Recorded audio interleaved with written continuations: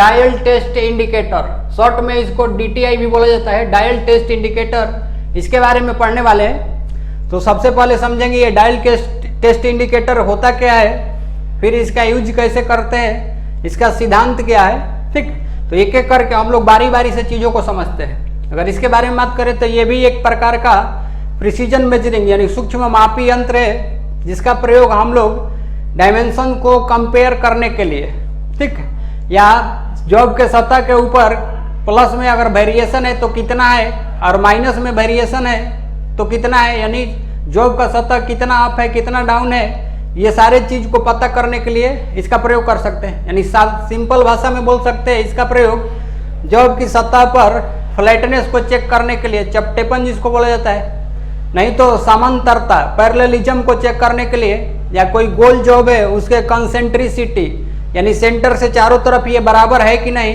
इसको चेक करने के लिए कर सकते हैं। इसके बाद इस तरह से लेथ मशीन पर फोर्ज या चक में जॉब को ट्रू करने के लिए भी कर सकते हैं। और इस फिगर में देख सकते हैं ये पैरेललिज्म, ये जॉब का सतह बना हुआ है, इसके सतह पर हम लोग चेक करना चाहते हैं कि कहीं हाई स्पॉट है या डाउन स्पॉट है कि नहीं, तो इसके लिए हम लोग इसका प्रयोग कर सकते हैं। एक एक करके सारा चीज हम लोग समझेंगे। यहाँ पर देखते हैं ये डायल टेस्ट इंडिकेटर है। सबसे पहले इसके पार्ट के बारे में देखते हैं। पार्ट के बारे में देखेंगे तो ये वाला जो भाग होता है इसको हम लोग प्लंजर बोलते हैं, ये प्लंजर है। इसके बाद ये नीचे वाला ये जो भाग है जो यहाँ पर देख सकते हैं ये स्फेरिकल बॉल के जैसा होता है, अर्धगोलाकार बॉल के जैसा, जिसको हम लोग कॉन्टेक्ट पॉइंट बोलते हैं। इसके बाद ये वाला हिस्सा है जो यहाँ पर भी देख सकते हैं, इसको स्टेम बोला जाता है। इसके बाद इधर देखेंगे तो ये वाला जो होता है इसको हम लोग बेजल बोलते हैं, BEZEL बेजल बोलते हैं। और इसके बाद यहाँ पर ये डस्ट कैप होता है, इसमें देखेंगे तो ये डस्ट कैप है, यानी ये वाला जो स्टेम है, स्टेम खोखला होता है तो ये पीछे की तरफ निकला होता है, तो वहाँ पर होल ना रहे इसके लिए ऊपर से हम लोग क्या कर देते हैं, डस्ट कैप लगा देते हैं ताकि धूल कण इसके अंदर ना जा सके।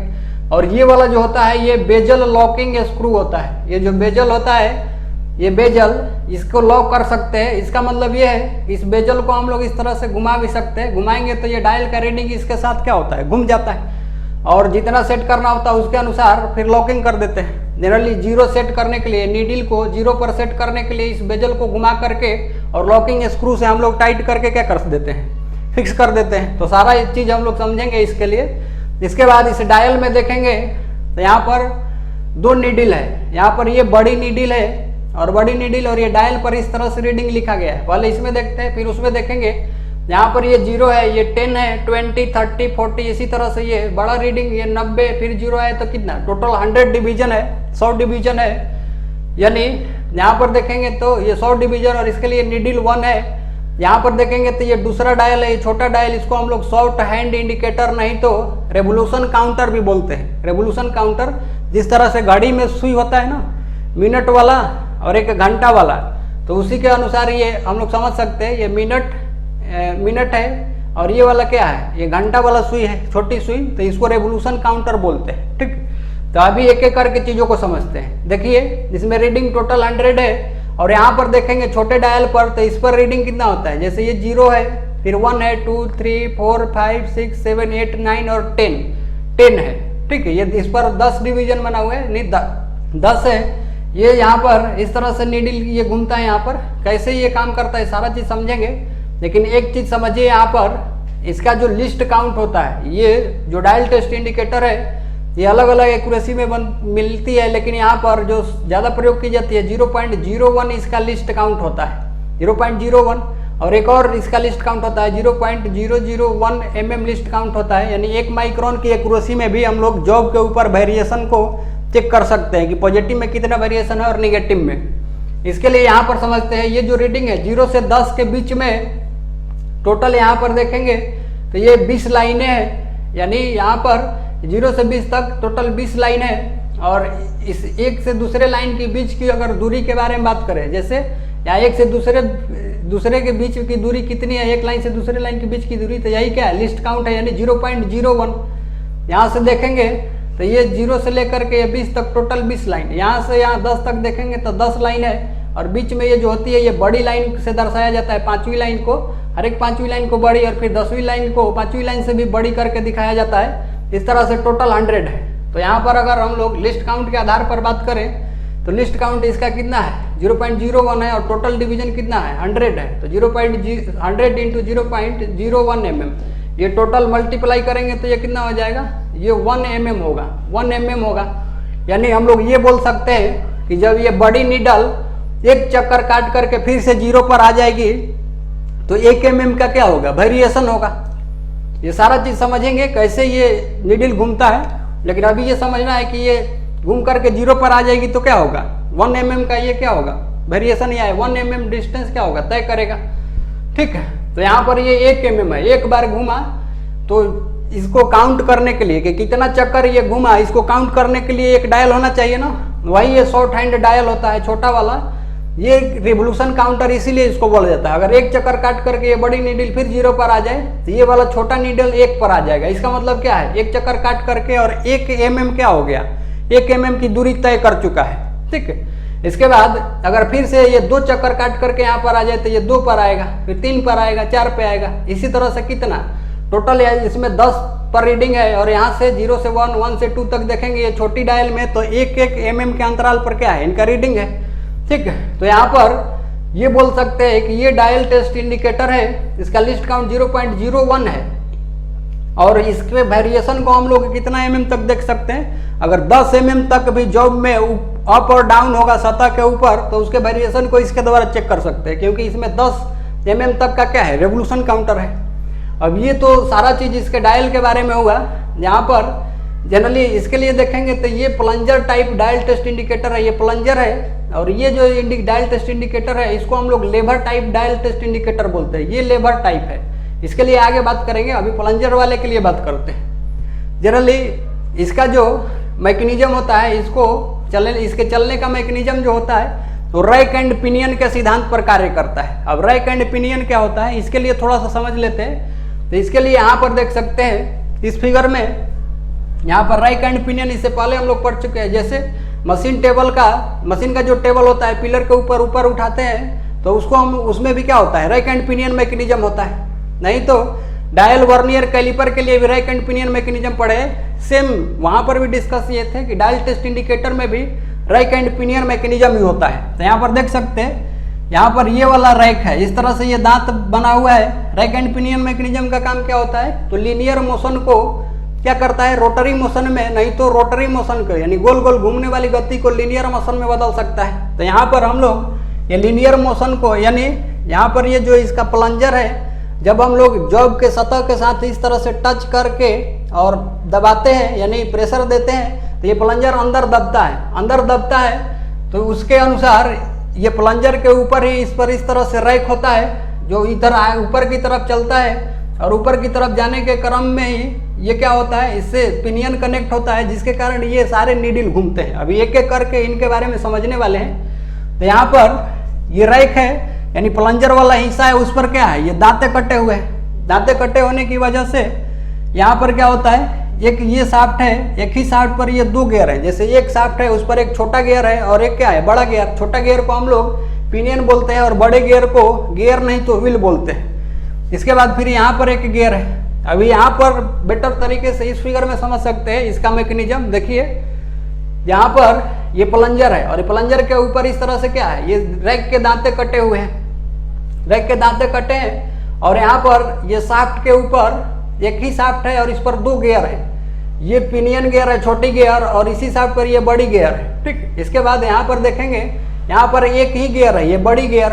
तो इसको हम लोग मान लेते हैं ये गियर 1 G1 है, ये गियर 2 है, बड़ी गियर है, और ये पिनियन है, पिनियन 1 है, ये पिनियन 1 है। इसके बाद यहाँ पर देखेंगे तो ये दूसरा शाफ्ट है, उस पर ये बड़ी गियर है जिसको G2 बोले हैं, गियर 2, और उसके बाद इस पर एक छोटी गियर है जिसको हम लोग पिनियन बोलते हैं। ये क्या है, ये पिनियन 2 है।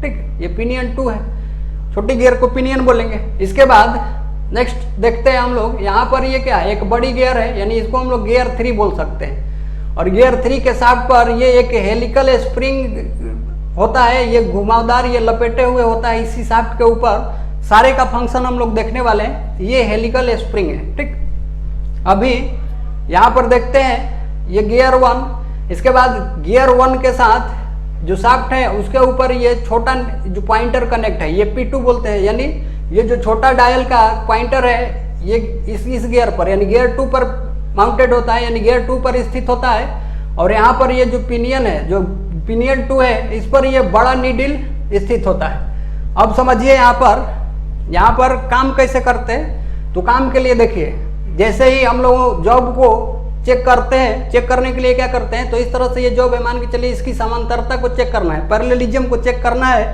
तो पैरेललिज्म को चेक करने के लिए सबसे पहले इस जॉब के सतह से ये डायल टेस्ट इंडिकेटर के पॉइंट को क्या कर देते हैं, टच करके और इनिशियल प्रेशर लगा देते हैं, दबाव में डाल देते हैं। इनिशियल प्रेशर क्यों लगाते हैं? इनिशियल प्रेशर इसलिए लगाते हैं ताकि इसको अब हम लोग इस तरह से स्लाइड करेंगे, यानी जॉब के समांतरता को चेक करने के लिए, तो जितना भी वेरिएशन होगा अप डाउन का ये नीडल क्या करेगा, उसके अनुसार शो करेगा।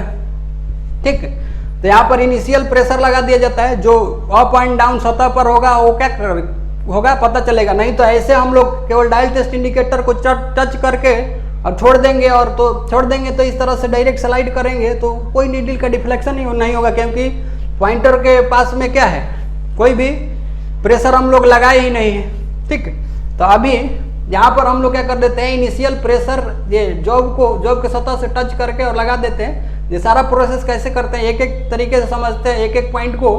जैसे ये स्टैंड है, ये डायल टेस्ट इंडिकेटर को पकड़ने के लिए स्टैंड का प्रयोग करते हैं। स्टैंड पर ही इसको फिक्स किया जाता है। फिक्स करने के बाद ये जॉब के सतह से इसके पॉइंट को टच करके और फिर थोड़ा सा इनिशियल प्रेशर दे देते हैं, यानी प्लंजर को क्या करते हैं, दबाते हैं। प्लंजर को जब दबाएंगे तो इस तरह से ये जो नीडल है, यहाँ पर समझिए ये 0 है, 0 से अगर इधर क्लॉकवाइज रीडिंग भागेगा तो इसका मतलब क्या है, इसका मतलब है कि जॉब के सतह पर उठा हुआ भाग है, यानी उठा हुआ भाग है, तो ये प्लस में रीडिंग शो करेगा और जहां पर नीडल होगा वहां पर हम लोग रीडिंग पढ़ सकते हैं। ठीक, अभी इसके बाद हम लोग क्या कर सकते हैं, अब समझिए यहाँ पे अगर ये नीडल ये 0 से इधर भाग रहा है, यानी एंटी क्लॉकवाइज डायरेक्शन में भाग रहा है, इसका मतलब क्या है, ये सतह डाउन है, जॉब का सतह क्या है, डाउन है।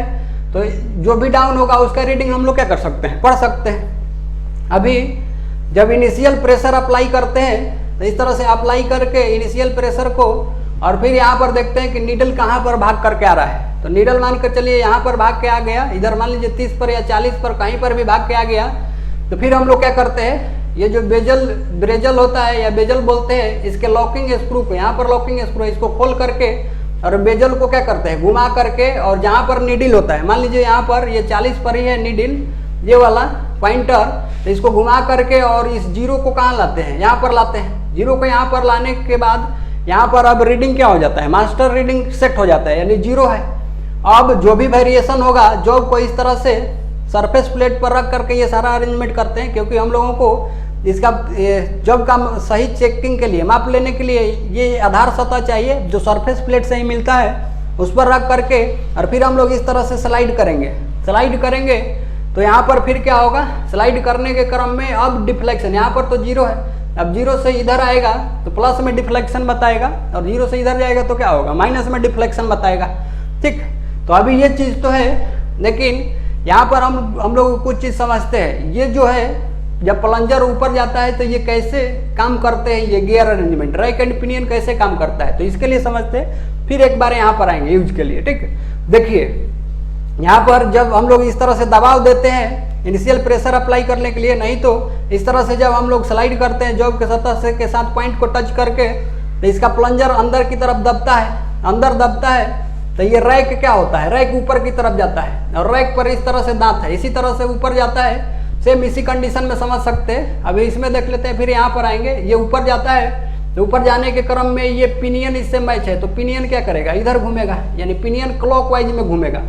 और इसी पिनियन से जो दूसरा गियर मैच है, ये बड़ी गियर मैच है, तो जब ये इधर घूमेगा तो ये किधर घूमेगा, एंटी क्लॉकवाइज डायरेक्शन में घूमेगा।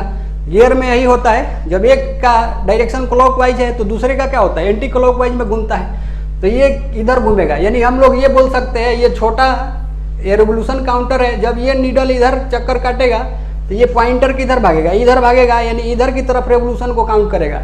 यहाँ पर अगर पूरे घुमा करके 0 पर ला दे, यानी 100 mm पूरा घुमा करके 100 डिवीजन को घुमा करके फिर एक चक्कर काट करके 0 पर ला दे बड़ी नीडल को, तो ये पॉइंटर इधर की तरफ कितना जाएगा, ये 1 पर आ जाएगा। ठीक, तो यहाँ पर ये क्या होता है, जब इधर ये घूमता है क्लॉकवाइज में तो ये एंटी क्लॉकवाइज में घूमता है। अगर एक चक्कर घुमा है ये तो ये क्या होगा, एक चक्कर ये घुमा है तो ये यहाँ पर 1 mm पर आ सकता है। जनरली यहाँ पर वेलोसिटी रेशियो के आधार पर ये इनका मोशन होता है। कैसे, ये छोटी गियर है और ये बड़ी गियर है। हो सकता है ये टोटल मिला करके पूरा एक रोटेशन घूमे तो हो सकता है ये क्या करे, ये पूरा मान लीजिए 4-5 रोटेशन घूमे तो ये क्या हो सकता है, एक रोटेशन घूमेगा। यानी यहाँ ये पूरा घूम करके ये 100 डिवीजन तक ये छोटा घूमेगा तो ये वाला ये बड़ी गियर जो है यानी इसका जो रेवोल्यूशन काउंटर का ये नीडल है ये कितने पर आएगा, 1 पर आएगा। इस तरह से ये छोटे होने की वजह से ये 4 चक्कर घूम रहा है तो हो सकता है ये क्या घूमेगा, 1 चक्कर घूमेगा। यानी ये 100 डिवीजन घूम करके यहाँ पर आया तो ये कितना जाएगा, 1 चक्कर। तो ये धीरे घूमता है। तो ये चीज़ हो गया। इसके बाद जब ये घूमेगा, ये इधर घूमेगा तो इससे कौन सा गियर कनेक्ट है, ये वाला पिनियन कनेक्ट है और इसी पिनियन पर ये बड़ी नीडल कनेक्ट है। तो जब ये घूमेगा ये सर एंटी क्लॉकवाइज तो ये छोटा वाला गियर फिर किधर घूमेगा, क्लॉकवाइज घूमेगा। यानी नीडल जब हम लोग इसको दबाएंगे तो ये बड़ी वाली नीडल किधर आएगी, इधर आएगी क्लॉकवाइज डायरेक्शन में। और इससे क्या पता चलेगा, तो जॉब के सतह पर यही पता चलेगा कि हाई स्पॉट है, उठा हुआ भाग है। ठीक है, इसके बाद जब ये चलेगा तो इसी साथ पर ये बड़ी गियर है, गियर टू फिर किससे कनेक्टेड है, गियर 3 से। जब ये इधर क्लॉकवाइज तो ये किधर एंटी क्लॉकवाइज उल्टा घूमेगा। और इसी पर ये स्प्रिंग है, एंटी क्लॉकवाइज घूमेगा तो ये हेलिकल स्प्रिंग है, इसके शाफ्ट के ऊपर ये क्या हो जाएगा, लपेटे में आ जाएगा। लपेटे में आएगा मतलब ये प्लंजर जब ऊपर जाता है तो ये स्प्रिंग क्या करता है, एनर्जी को अपने अंदर स्टोर कर लेता है लपेट करके। और फिर जब ये प्लंजर नीचे आता है, मान लीजिए इसे चलाते चलाते कहीं डाउन होता है तो प्लंजर को नीचे भी आना है ना, तो नीचे आने के क्रम में ये हेलिकल स्प्रिंग अपने एनर्जी को क्या करता है, रिलीज करता है तो इसका प्लंजर क्या होता है, नीचे आता है। तो उस समय डाउन सतह का पता चलता है। तो ये तो हुआ इसके मैकेनिज्म के बारे में। थोड़ा सा और भी इसके मैकेनिज्म को समझने के लिए हम लोग एक वीडियो को देखते हैं, फिर यहाँ पर आएंगे हम लोग। पहले एक वीडियो देखते हैं इसके लिए और अच्छे तरीके से समझ में आएगा ये कैसे इसका नीडल काम कर रहा है। ठीक, फिर इस रीडिंग को एक एग्जाम्पल के थ्रू बात करेंगे यहाँ। तो चलिए हम लोग एक वीडियो को देखते हैं। तो आइए हम लोग अब एक वीडियो को देखते हैं कि डायल टेस्ट इंडिकेटर का प्लंजर ऊपर जाता है तो उस समय कौन कौन से गियर यानी पिनियन और गियर कैसे चलते हैं इसके बारे में देखते हैं। तो सबसे पहले वही फिगर है यहाँ पर, ये इसका प्लंजर है जिस पर ये रैक है, रैक पर दांते कटे हुए हैं और ये गियर है सारे, ये गियर 1। इसके बाद यहाँ पर ये पॉइंटर 2 छोटे डायल वाला। इसके बाद यहाँ पर ये बड़ी गियर 2 है और ये पिनियन 1 है, यहाँ पर पिनियन 1 बोल सकते हैं, पिनियन 2 है ये। और इसके बाद ये पॉइंटर जो बड़ी नीडल है उसकी है पॉइंटर 1 और यहाँ पर ये गियर 2 है बड़ी गियर और ये गियर 3 है जिससे हेलिकल स्प्रिंग जुड़ा होता है। अभी इसी कंडीशन को हम लोग इस वीडियो को थ्रू देखते हैं कि किस तरह से वर्क हो रहा है। देखिए ये प्लंजर जब ऊपर जा रहा है तो ये क्या हो रहा है, क्लॉकवाइज रोटेट कर रहा है, क्लॉकवाइज तो ये एंटी क्लॉकवाइज रोटेट कर रहा है ऊपर जाने के क्रम में। ध्यान से देखिए वीडियो को तब समझ में आएगा। ऊपर जाने के क्रम में यानी दबाव देते हैं तो ये रेवोल्यूशन काउंटर इधर और ये किधर घूम रहा है, क्लॉकवाइज घूम रहा है। और ये फिर जब ये क्लॉकवाइज तो ये किधर एंटी क्लॉकवाइज घूम रहा है ऊपर जाने के क्रम में। ठीक, और नीचे आने के क्रम में क्या होता है, उसका वो अपोजिट होता है। तो एक बार फिर से इस वीडियो को ध्यान से देखिए और अच्छे तरीके से समझ में आएगा। देखिए इसको ध्यान से, ये ऊपर गया, ये काउंट ये घूम रहा है, ये घूमने की वजह से फिर क्या होता है, ये इधर घूमता है। ध्यान से देखिए अच्छे तरीके से समझ में आएगा। ये ऊपर, ये इधर और ये क्या, ये जब क्लॉकवाइज तो ये एंटी क्लॉकवाइज और नीचे आने के क्रम में एनर्जी को क्या करता है, रिलीज करता है। तो ये मैकेनिज्म होता है डायल टेस्ट इंडिकेटर के अंदर का, जिसको हम लोग रैक एंड पिनियन मैकेनिज्म बोलते हैं। तो उम्मीद है ये चीज समझ में आया होगा। अभी हम लोग मेन टॉपिक के ऊपर चलते हैं, जहां पर थे वहां चलते हैं। तो उम्मीद है आप लोगों ने वीडियो को अच्छे तरीके से देखा होगा, सारा इसका प्रिंसिपल समझ में आया होगा।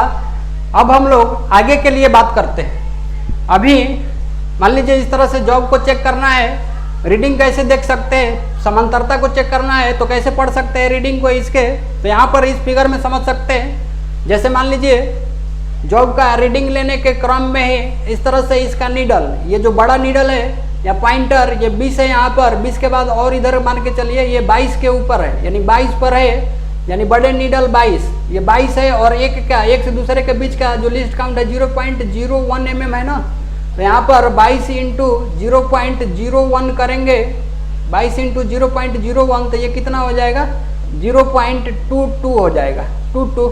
अभी यहाँ पर रेवोल्यूशन काउंटर में देखते हैं यहाँ पर कितना रीडिंग हुआ है। ये यहाँ पर देखेंगे ये जो रीडिंग है ये 0, 1, 2 और फिर 2 और 3 के बीच में इसका छोटा नीडल है, तो इसके लिए हम लोग क्या बोल सकते हैं ये 2 तो है ही, 2 के बाद कितना आगे बढ़ा है ये तो हम लोग पता कर लिए, ये 22 था और 2 इसमें क्या छोटे डायल में, यानी 2 का मतलब क्या है 1 के बीच का 0 से 1 के बीच का ये 1 mm है, तो 2 के बीच का कितना हो जाएगा 2 mm, तो ये 2 mm ये हो जाएगा और प्लस में कितना ये 0.22 यानी टोटल क्या बोल सकते हैं 2.22 mm का क्या है ये जॉब में वेरिएशन है। इसका मतलब क्या है ये प्लंजर ये पॉजिटिव में, ये हम लोग अभी बात किए थे कि जब ये 0 से इधर आएगा क्लॉकवाइज में आएगा तो पॉजिटिव में यानी उठा हुआ भाग है, और 0 से इधर भागेगा तो क्या होगा निगेटिव में यानी डाउन सतह है। तो इसी तरह से हम लोग देखें ये जॉब के कांटेक्ट में ला करके प्लंजर ये दबा हुआ है, उस क्रम में नीडल ये भागा है, तो कितना ये इसमें ये डिफरेंस है यानी अप और डाउन सतह कितने हैं तो 2.2 mm। ठीक, तो इस तरह से इसका प्रयोग करते हैं हम लोग डायल टेस्ट इंडिकेटर का। यहाँ पर लेथ मशीन के फोर्जा चक में जॉब को ट्रू करने के लिए भी इसका प्रयोग कर सकते हैं। इससे पहले हम लोग क्या पढ़े ये सरफेस गेज पढ़े थे, वहां पर सरफेस गेज के द्वारा भी जॉब को क्या कर सकते हैं फोर्जा चक में ट्रू कर सकते हैं। ट्रू करना मतलब सेंटर में गोल गोल घुमा सकते हैं, तो वहां पर सरफेस गेज ब्लॉक यूज करते ही थे। ज़्यादा एक्यूरेसी में अगर ज़्यादा शुद्धता से ट्रू करना है जॉब को तो उसके लिए डायल टेस्ट इंडिकेटर भी यूज कर सकते हैं। उसी तरह से स्टैंड पर इसको फिक्स करके और इसके पॉइंट को जॉब के सतह के साथ टच करके और ये चक को बंद कंडीशन में हाथ से घुमा करके और देख सकते हैं नीडल में वेरिएशन की ये कहाँ से आउट आ रहा है, यानी यहाँ 0 से इधर भागेगा नीडल, इसका मतलब क्या है वहाँ से जॉब बाहर आ रहा है तो तुरंत उसके जस्ट नीचे वाले जबड़े को यानी फोर्जा चक के नीचे वाले जबड़े को खोल करके और ऊपर वाले जबड़े को क्या करते हैं टाइट करते हैं। इसी तरह से जहाँ से आउट आ रहा है उसको उसके नीचे वाले को ढीला करके और ऊपर वाले को टाइट करते हैं और धीरे धीरे इसे करके और जॉब को क्या करते हैं सेंटर में घुमाने का कोशिश करते हैं। लेथ मशीन पर सबसे प्राथमिकता यही होता है कि जॉब को सेंटर में ट्रू कर लें अच्छी तरीके से, उसके बाद हम लोग कोई कार्य कर सकते हैं। तो ये काम होता है डायल टेस्ट इंडिकेटर का, यानी यहाँ से ये 0 से इधर भागता है एंटी क्लॉकवाइज में भागता है, तो इसका मतलब क्या है ये जॉब जो है ये डाउन है यानी अंदर की तरफ जा रहा है। इसका मतलब क्या उसके ऊपर वाले को ढीला करके और फिर ऊपर वाले को ढीला करके और फिर नीचे वाले को ढीला करके और सेंटर में फिर क्या करना पड़ता है एडजस्ट करने का कोशिश करते हैं। तो ये चीज़ है, नीचे वाले को ढीला करके ऊपर वाले को टाइट करके और फिर इस तरह से ट्रू करने का कोशिश करते हैं। तो ये काम होता है। ट्रू करने के लिए भी समांतरता भी चेक कर सकते हैं। तो अभी इसके बाद ये सारा चीज़ समझने के बाद हम लोग इसके एक एक यूज के बारे में समझने वाले हैं। तो अब आगे चलते हैं। इसके बाद नेक्स्ट है डायल टेस्ट इंडिकेटर में एक एक पॉइंट को डिस्कस कर लेते हैं, फिर इसके यूज के तरफ चलेंगे। डायल टेस्ट इंडिकेटर एक सूक्ष्म मापी यंत्र है। इसका प्रयोग जॉब की चपटेपन यानी फ्लैटनेस, समांतरता, पैरेललिज्म, टेपर छड़ों की ओवलनेस। कोई टेपर छड़ होता है तो कितना ओवल है यानी सेंटर से कितना आउट आ रहा है कितना डाउन है वो भी चेक कर सकते हैं, या छड़ का यानी रोड का सीधापन भी चेक कर सकते हैं, स्ट्रेटनेस चेक कर सकते हैं। इसके अतिरिक्त इसका प्रयोग लेथ मशीन पर जॉब को ट्रू करने के लिए भी सेंटर में सेट करने के लिए भी कर सकते हैं। अभी इसके लिए सारा चीज़ पड़े हैं सेंटर में सेट करने के लिए। इसका लिस्ट काउंट मेट्रिक प्रणाली में 1/100 mm नहीं तो 0.001 mm और दूसरी एक्यूरेसी क्या होती है 0.001 mm यानी 1 माइक्रोन की एक्यूरेसी में इसी को 1/1000 बोल सकते हैं, नहीं तो 1 माइक्रोन भी। और ब्रिटिश प्रणाली में यही क्या हो जाएगा 0.001 इंच, और यही ये वाला एक्यूरेसी किस में आ जाएगा 0.001 इंच तक आ जाएगा। ये सारा हम लोग समझ चुके हैं। तो अभी इस तरह से इतना पॉइंट नोट डाउन कर लीजिए। ये सारा वही फिगर है, अलग अलग पार्ट है इनके, और फिर हम लोग इसके बाद आगे चलेंगे। इतना पॉइंट नोट डाउन कर लीजिए। इसके बाद अभी नेक्स्ट है यूजेज। इसका प्रयोग शाफ्ट और होल की केंद्रीयता कंसेंट्रिसिटी चेक करने के लिए कर सकते हैं। इसको भी एक एक फिगर के थ्रू समझते हैं। यहाँ पे जैसे इस फिगर में देखेंगे तो ये गोल जॉब है, और गोल जॉब को जब सपोर्ट करना होता है तो उसके लिए हम लोग किस पर प्रयोग करते हैं बी ब्लॉक के ऊपर प्रयोग करते हैं। तो बी ब्लॉक के ऊपर रख करके फिर डायल टेस्ट इंडिकेटर को स्टैंड पर फिक्स करके और फिर गोल जॉब को इस तरह से घुमा करके इसकी राउंडनेस यानी गोल जॉब के राउंडनेस को क्या कर सकते हैं चेक कर सकते हैं। जो भी वेरिएशन होगा उसके अनुसार डायल 0 से क्लॉकवाइज 0 से एंटी क्लॉकवाइज जाएगा, तो 0 से क्लॉकवाइज जाएगा तो पॉजिटिव, यानी उठा हुआ सतह है, और पीछे जाएगा यानी एंटी क्लॉकवाइज में तो दबा हुआ सतह है यानी धंसा हुआ है। तो ऐसे पता कर लेते हैं, जो भी रीडिंग होता है उस डायल पर हम लोग पढ़ सकते हैं। इसके बाद यहाँ पर देखेंगे तो ये कंसेंट्रिसिटी चेक कर सकते हैं। ये शाफ्ट है, ये शाफ्ट का कंसेंट्रिसिटी, इसका मतलब क्या है, ये देखिए ये एक शाफ्ट है, इसका यहाँ से यहाँ तक डायमीटर अलग है, यहाँ से यहाँ तक डायमीटर मान के चलिए ये डी है, और यहाँ से यहाँ तक ये दोनों डायमीटर सेम है, लेकिन ये डायमीटर जो है ये बड़ा डी है, ये बड़ा डी है, लेकिन इनका सेंटर क्या है, एक ही है ना। तो एक ही सेंटर से दो डायमीटर बड़ा हुआ है, तो क्या दोनों का परिधि पर की दूरी सेम है, यानी सेंटर से ये दोनों तरफ दोनों डायमीटर का रेडियस सेम है। इसी को हम लोग क्या बोलते हैं, कंसेंट्रिसिटी। नहीं तो सिंपल सा, अगर एक ही सेंटर से दो सर्कल इस तरह से ड्रॉ किए जाएं तो उसको हम लोग क्या बोलते हैं, कंसेंट्रिक सर्कल बोलते हैं, सेकेंडरी वृत्त बोलते हैं। इसी तरह से यहाँ पर देखेंगे, इसका अगर टॉप व्यू बनाए, नहीं तो इधर से साइड से देखेंगे तो इसका कैसा आएगा, पहले ये छोटा गोला दिखेगा और ये फिर बड़ा दिखेगा, मतलब एक प्लेन में ऐसा ही दिखेगा। तो ये भी क्या हो गया, इसकी कंसेंट्रिसिटी, यानी ये सेंटर से दोनों तरफ बराबर है कि नहीं है, इसको भी चेक कर सकते हैं। तो इसके लिए भी क्या करते हैं, भी ब्लॉक का ही प्रयोग करेंगे, क्योंकि गोल या बेलनाकार जॉब को भी ब्लॉक पर ही सपोर्ट करना पड़ता है। सपोर्ट करके और फिर यहाँ पर इसको हाथ से इस तरह से चला करके, ये जनरली डायल टेस्ट इंडिकेटर को स्टैंड पर ही फिक्स करके इस तरह से शुरुआती प्रेशर अप्लाई करके, और फिर हम लोग इसको घुमाएंगे, और जो भी डायल का रीडिंग है पॉजिटिव निगेटिव उसके अनुसार हम लोग पढ़ सकते हैं। तो ये जॉब की कंसेंट्रिसिटी को चेक कर सकते हैं। इसके बाद यहाँ पर एक और है, कंसेंट्रिसिटी है यहाँ पर ही भी। तो यहाँ पर क्या है, ये जनरली एक अलग से हम लोग हेड स्टॉक और टेल स्टॉक ये डायल टेस्ट इंडिकेटर के द्वारा यूज करने के लिए, जॉब को पकड़ने के लिए प्रयोग करते हैं। ये लेथ मशीन नहीं है, लेकिन ये हेड स्टॉक जैसा है, और ये टेल स्टॉक, इसमें सेंटर लगता है, और ये वाला जो पार्ट है ये मैंड्रल है। और मैंड्रल क्या होता है, तो मैंड्रल ये उपयोग किया जाने वाला ऐसा औजार है, मान करके चलिए कोई जॉब है जिसके अंदर में होल है यानी बोर है, उसको हम लोगों को कंसेंट्रिसिटी चेक करना है, तो कैसे चेक करेंगे, तो इसको हम लोग मैंड्रल में क्या करते हैं, फिट कर देते हैं। जैसे यहाँ पर देखिए, ये जो है ये हमारा ये बुश है जो खोखला है, और ये हमारा मैंड्रल है, ये सॉलिड पार्ट होता है। ये मैंड्रल थोड़ा सा टेपर होता है, ये बुश के बोर में हम लोग मैंड्रल को क्या कर देते हैं, घुसा देते हैं, तो वो क्या हो जाता है, उसको पकड़ करके रखता है। ये बुश जो है इसका भी डायमीटर अलग है, ये डायमीटर अलग है, और ये डायमीटर क्या है, अलग है, और लेकिन सेंटर इनका क्या है, एक ही है। तो ये हॉलो है, खोखला है, तो इसको हाथ में ऐसे लेकर के तो हम लोग इसकी कंसेंट्रिसिटी चेक कर नहीं सकते। तो इसी के लिए मैंड्रल लगाते हैं, और मैंड्रल के दोनों छोर पर सेंटर ड्रिल से हम लोग क्या करते हैं, होल कर देते हैं, ताकि इसका जो सेंटर है, सेंटर दोनों तरफ से क्या है, सपोर्ट में आकर के और मैंड्रल के साथ जॉब को पकड़ करके रखे। तो पकड़ करके रखता है ये डायल टेस्ट इंडिकेटर को इनिशियल प्रेशर दे करके, और फिर इस मैंड्रल को घुमाएंगे इस तरह से, तो पूरा जॉब भी घूमेगा, यानी राउंड में इसकी भी कंसेंट्रिसिटी सेंटर से दोनों तरफ बराबर है कि नहीं है, इसकी भी कंसेंट्रिसिटी हम लोग क्या कर सकते हैं, चेक कर सकते हैं। यहाँ पर देख सकते हैं ये समांतरता को चेक करने के लिए।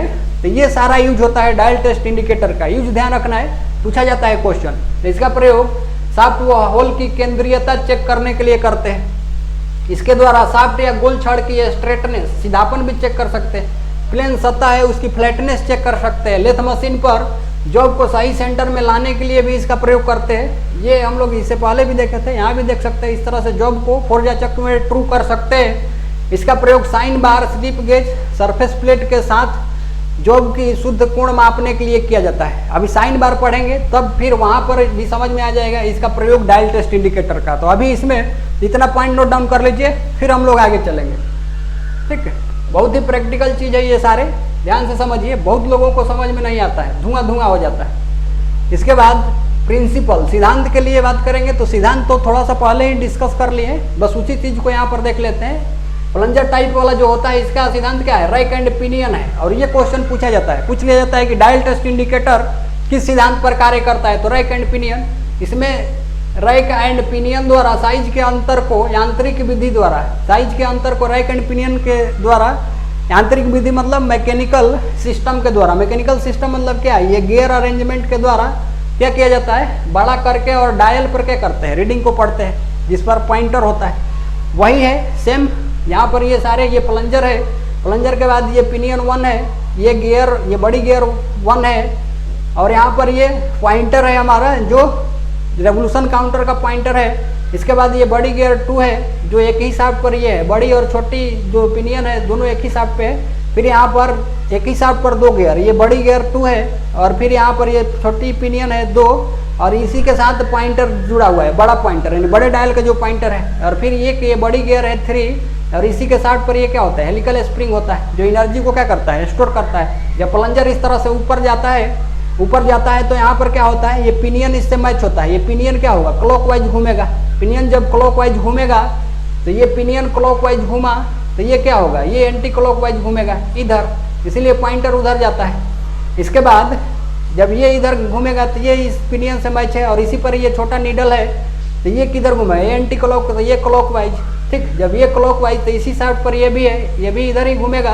तो ये वाला जो गियर है ये इधर, तो ये किधर घूमेगा, एंटी क्लॉकवाइज। और उस समय स्प्रिंग को लपेट करके और एनर्जी को क्या करता है, स्टोर करता है। और स्टोर करने के बाद जब ये प्लंजर नीचे आता है, यानी जब हाई उठा हुआ सतह होता है, प्लंजर अंदर घुस जाता है और दबा हुआ सतह आता है यानी डाउन सरफेस होता है जॉब के ऊपर, तो ये क्या होता है, नीचे आता है। तो उस क्रम में एनर्जी को क्या करता है, रिलीज करता है प्लंजर को नीचे आने के लिए। ये सारा मैकेनिज्म हम लोग देख चुके हैं। अभी इसके पॉइंट को नोट डाउन कर लीजिए, फिर आगे चलेंगे। ठीक, इसके बाद अब नेक्स्ट नोट पॉइंट है, इसके लिए हम लोग देखते हैं। तो यहाँ पर ये जो डायल टेस्ट इंडिकेटर होता है, इसका मटेरियल अगर देखेंगे तो ये किसका बना होता है, इनवार स्टील का बना होता है। तो ये भी पूछा जाता है, ध्यान रखिए, सबसे बेस्ट मटेरियल होता है क्योंकि प्रिसीजन मेजरिंग इंस्ट्रूमेंट किसके बने होते हैं, इनवार स्टील के बने होते हैं। और इनवार स्टील में क्या होता है, जब स्टील में 35% तक निकेल को मिलाते हैं तो उस समय क्या हो जाता है, स्टील इनवार स्टील बन जाता है, जिसका कोफिशिएंट ऑफ थर्मल एक्सपेंशन क्या होता है, कम होता है। यानी ताप लगने के कारण जो विस्तार होता है उसमें कम होता है, इसीलिए सूक्ष्म मापी यंत्र इसके बनाए जाते हैं। इसके बाद plunger type dial test indicator जो होता है ये रैक एंड पिनियन के मैकेनिज्म पर काम करता है। इससे पहले सारा चीज समझ चुके हैं, अभी तक यही कर रहे थे। इसके बाद लेबर टाइप जो डायल टेस्ट इंडिकेटर होता है ये लेबर एंड स्क्रॉल सिद्धांत पर कार्य करता है। ये लाइन इंपॉर्टेंट है, ये नोट वाला तीनों पॉइंट इंपॉर्टेंट है। ये तो पूछता ही है, ये भी पूछ लेता है रैक एंड पिनियन का मैकेनिज्म, और ये जो लेबर वाला होता है उसका मैकेनिज्म क्या होता है, तो लेबर एंड स्क्रॉल। इसके लिए हम लोग समझते हैं यहाँ पर ये जो डायल टेस्ट इंडिकेटर होता है बस इसके प्लंजर के जगह पर ये लेबर हो जाता है। लेबर का मतलब क्या, जब भी हम लोग दबाव देते हैं इस तरह से जॉब के सतह के साथ टच करके और इसको हम लोग स्लाइड करते हैं फ्लैटनेस या पैरेललिज्म को चेक करने के लिए, तो इसका जो ये लेबर है ये ऊपर नीचे आता है, इस तरह से ये ऊपर नीचे आता है, जिसके कारण यहाँ पर नीडल में ये डिफ्लेक्शन, डायल पर नीडल का डिफ्लेक्शन होता है और उसके अनुसार रीडिंग पढ़ सकते हैं। ये डायल सेम वैसा ही है, बस इसमें अंतर हो जाता है। तो क्या होता है, इसके अंदर का प्रिंसिपल इसको समझते हैं। तो यहाँ पर प्रिंसिपल समझने के लिए फिगर है, ये स्टाइलस है, ये स्टाइलस है जो कहाँ जुड़ा हुआ है, ये लीवर के साथ जुड़ा हुआ है, ये लीवर के साथ जुड़ा हुआ है। जब जॉब के साथ इसको टच करेंगे इसके पॉइंट को, ये स्पेरिकल बॉल की तरह पॉइंट होता है, तो ये बॉल, ये हिंज पॉइंट है। पहले पार्ट समझ लेते हैं फिर समझेंगे फंक्शन इनका। ये है इसके साथ ये जो स्टाइलस है ये लेबर के साथ हिंज ज्वाइंट है, यानी पिवट पॉइंट के रूप में है। यानी इस तरह से करेंगे तो इसके बीच में क्या होगा, आपसी मोशन होगा। यानी ये इसको ऊपर उठाएंगे तो ये किधर जाएगा, पीछे जाएगा, और ये डाउन होगा तो ये क्या होगा, खींचेगा। ठीक है, ये लेबर का प्रिंसिपल है। अभी समझिए यहाँ पे, ये जो लेबर होता है यहाँ पर ये एक शाफ्ट होता है और इसी शाफ्ट पर ये स्क्रॉल थ्रेड होती है, ये गोल गोल घुमावदार थ्रेड होती है जिसको स्क्रॉल बोलते हैं, नहीं तो स्क्रॉल थ्रेड बोल सकते हैं, नहीं तो स्क्रॉल शाफ्ट। और ये जो स्क्रॉल शाफ्ट होता है फिर ये नीडल के शाफ्ट से जुड़ा होता है, जो पॉइंटर होता है उसी के शाफ्ट से क्या होता है, ये जुड़ा होता है।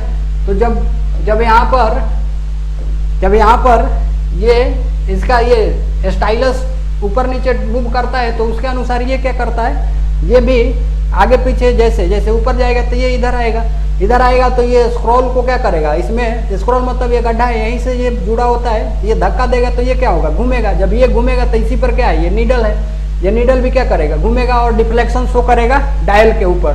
तो ये स्क्रॉल है, ये लेबर है, इसीलिए इसका प्रिंसिपल क्या है, लेबर एंड स्क्रॉल प्रिंसिपल होता है।